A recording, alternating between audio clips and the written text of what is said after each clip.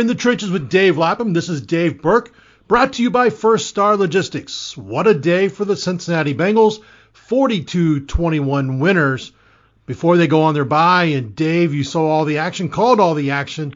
Had to be a good day for you. Yeah, I mean, it was good to see them have a get-right day. There's no question about it. They had a get-right half, to say the least. I mean, Carolina in the first half, 3 out of 10 for 9 yards, 7 rushes for 23, 10 touches for 31 yards. And their first 2 possessions in the first quarter, both 3 and outs. Their third possession to start the second quarter, 3 and out. Then they have an interception. Then they have another 3 and out and punt the football. Then they have another interception. Then they fumble the football. Unbelievable. I mean, 31 yards on 10 snaps, no points, 3 turnovers. I mean, that's crazy. That just doesn't happen in the National Football League. And meanwhile, the Bengals offense is putting 5 touchdowns on the board. And last week, 5 of their first 6 possessions up in Cleveland ended up in at some point in Cleveland territory, and they got no points out of them. In this game, 6 out of their first 8 possessions end up in the red zone, and they go 6 for 6 in the red zone on those possessions and score touchdowns every single time. I mean, you talk about night and day, flipping the switch. And it all started, Dave, on the first possession. The Carolina Panthers defense, pretty good, and they're good athletes, and they can run. And they had not given up a opening drive touchdown. They'd only given up one of those in 25 games, all of last year and half of this season. And the Bengals on the first possession go 9 plays, 90 yards, 5 passes, 4 runs, a good mix, a good balance, good mix of run and pass, and score a touchdown. And that was a tone setter. And Carolina Panthers got back on their heels. That hadn't happened to them in a while. I mean, it only happened once in 25 prior games, and it set them back. They were on their heels, and they never really recovered from there. Usually when we say Joe had a great day, we're talking about the quarterback, Joe Burrow.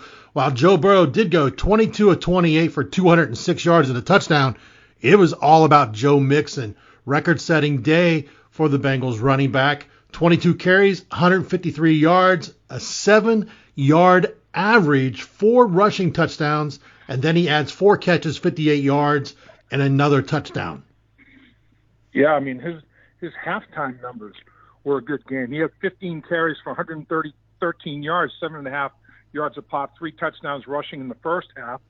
And then he also caught the football those 4 times for 58 yards and a touchdown. I mean, he basically had a game, a record-setting game in the first half, and then he just added to it in the second half. And when you can, Joe Burrow said it himself. He said it during the week. We got to be able to run the football.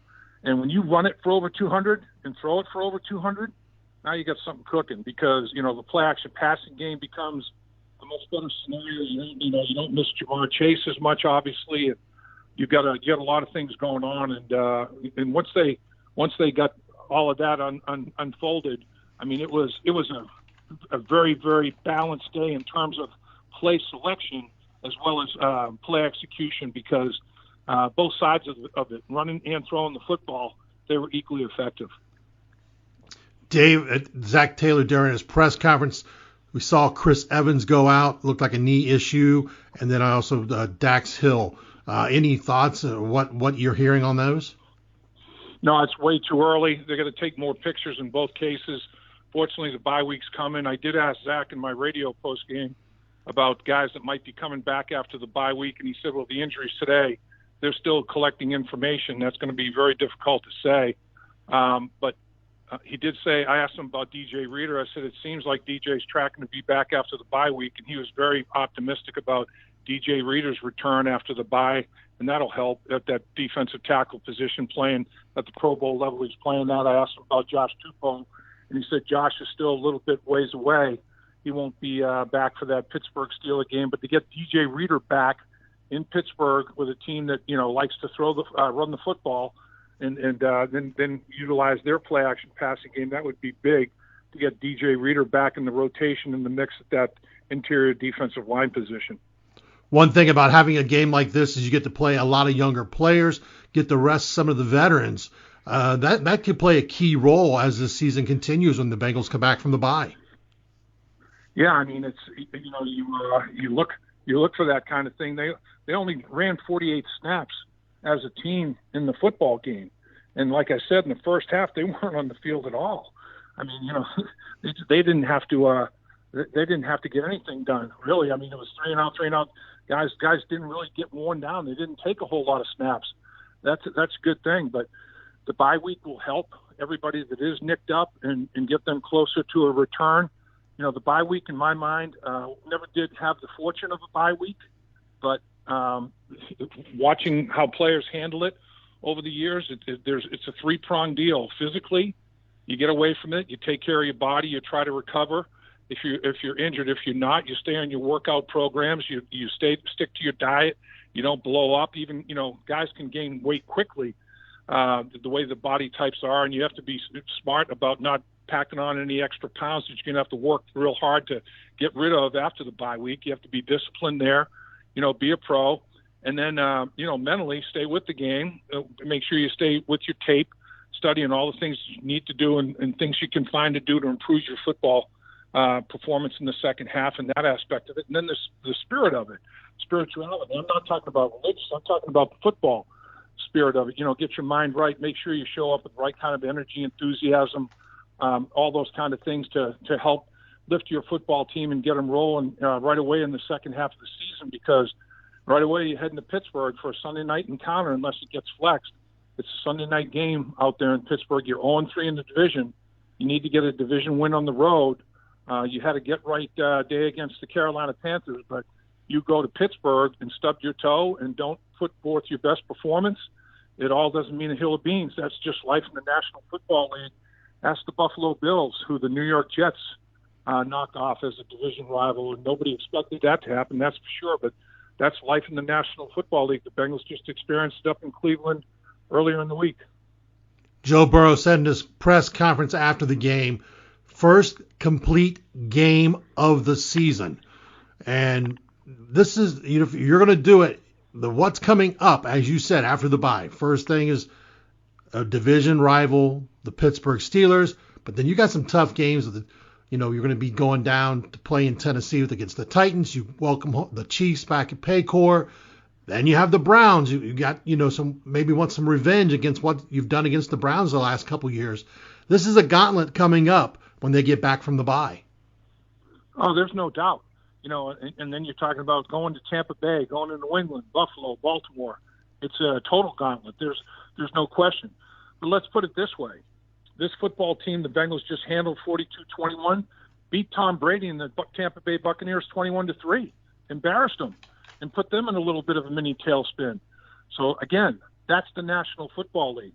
You can kind of forecast and try to project and do all you want. I mean, it's just a week-to-week thing. And on a week-to-week basis, your fortunes can change.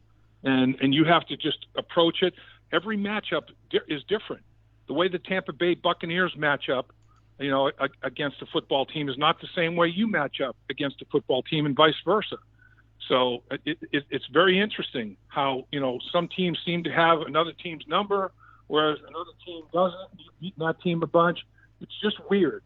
You got 22 moving parts every single time, 11 people on 11 people.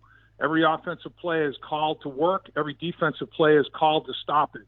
And in a perfect football theory, every play would be a stalemate. How many of the 11 guys on either side of it are going to do more than what's called for to be a stalemate and win that play for that prospective rep right there? And that's all it is. That's all football is. And in the National Football League, teams' talent is so evenly distributed. Even like, oh man, this is a 2-5 football team. Heck, they can beat anybody, and they can lose to anybody. The Bengals can beat anybody. The Bengals can lose to anybody. So it's just a matter of getting your focus every single week, trying to find the matchups that you've got in your favor, not necessarily the matchups that the team before that beat them had, because that matchup might not be as good for you, but you may have another matchup that's better that team didn't even try to explore. So that's why coaches make so much money game planning and putting things together, and players just have to go out and execute. There's no two ways about it. We talked about Joe Mixon. We talked about getting right, being right during this bye week, not to do anything crazy so you're ready to come back to face the Pittsburgh Steelers. What's your final takeaways of this game, Dave? Just like Joe Burrow, I said it a few times during the broadcast, and I talked to Joe in the locker room after the game as well on the radio post-game show, and talked about it's complimentary football. Against the Cleveland Browns, the Bengals could not have been more uncomplimentary or non-complimentary. No phase supported the other. In this football game, total complimentary football. Bengals take the opening kickoff, 9 plays, 90 yards. Defense, 3 and out. Bengals score. Defense, 3 and out. Bengals score. I mean, you just can't be more complimentary than that.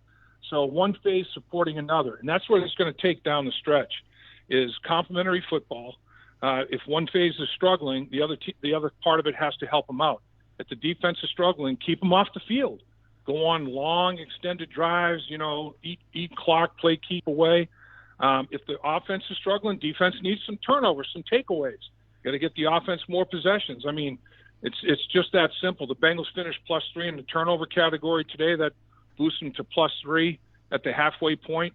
That's where you want to be. You want to be plus as many as you possibly can at the end of the season. So that's what they have to do. And then the other thing is the variable you can't control, Dave, and that's the injury variable. And here recently, the Bengals have had their share of it on the edge and the back end at corner, also on the defensive line, also at the wide receiver position. So hopefully some of these guys start to come back. I mean, you start to get the DJ Readers, one of your best defensive players, Jamar Chase, the second best offensive player you got. Now you've lost to Awuzie, your best cover guy for the season, but other guys stepped up today, and that's what it's going to take. It's going to take the roster depth stepping up and making plays in support of what the coaches are asking them to do from a game plan standpoint and play complimentary football and try to go 1-0 as many times as you possibly can down the stretch of this season. You're in the trenches with Dave Lapham, brought to you by First Star Logistics. Talking about the Bengals, 42-21 win over the Carolina Panthers. Dave, one thing I want to talk about, we talked about the getting other guys in. It's always, we talk about benching your quarterback. The Bengals got to bench Joe Burrow part of this game, but for a good reason because they were out such a big lead. But that has to help down the road because you just never know what's going to happen getting Brandon Allen multiple snaps, key snaps during a game. Yeah, but I do think the biggest thing is with a big lead like that, you don't want to risk exposing anybody to injury. You have a big lead, you get into the bye, you haven't really lost anybody for any extended period of time at that point in time. You certainly don't want to lose Joe Burrow or Joe Mixon or anybody like that for any extended period of time just by keeping them on the football field. You don't really have to, on top of the fact that it is good to get guys that don't necessarily get reps in a game time situation. Even though it's playing with a big lead, it's a different kind of football, but you're out there getting reps against NFL caliber players, starting players, and see how you fare, see how you match up, see how well you handle things. So there's a lot of good reason for doing what they did down the stretch of this football game for sure, Dave, no doubt. You've seen a lot of great performances. Where does this Joe Mixon performance today stack up in all the performances you've seen over the many years of you covering the Bengals? It all starts up front. I thought the offensive line had their best overall day as a unit. I thought they took control of the line of scrimmage early, and I thought, Joe was right in rhythm and sync with them. He was making quick decisions in terms of his reads, lowering his pads. He had a really good body lean. He showed good contact balance. And then they just started running. The play selection was complementary to each other in the running game. Like I said, the inside stuff, and then run that pin and pull to the perimeter. It all ties in together.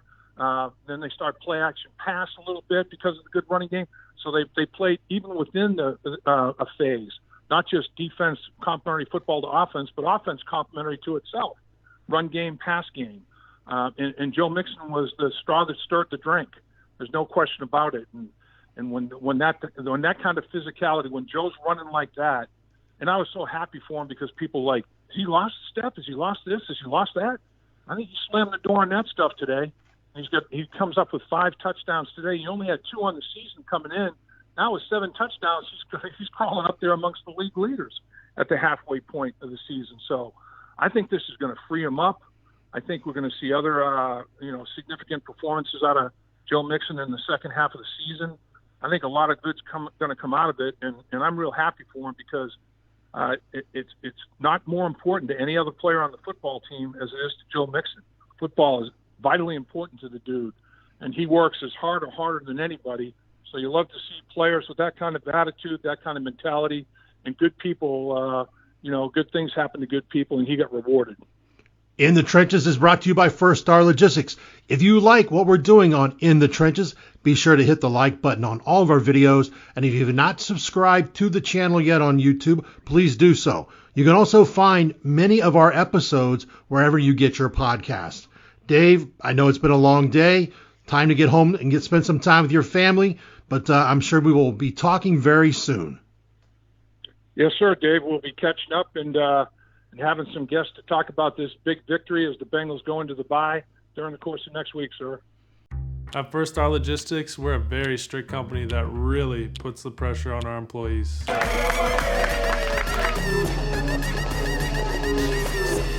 Breaks? What are those?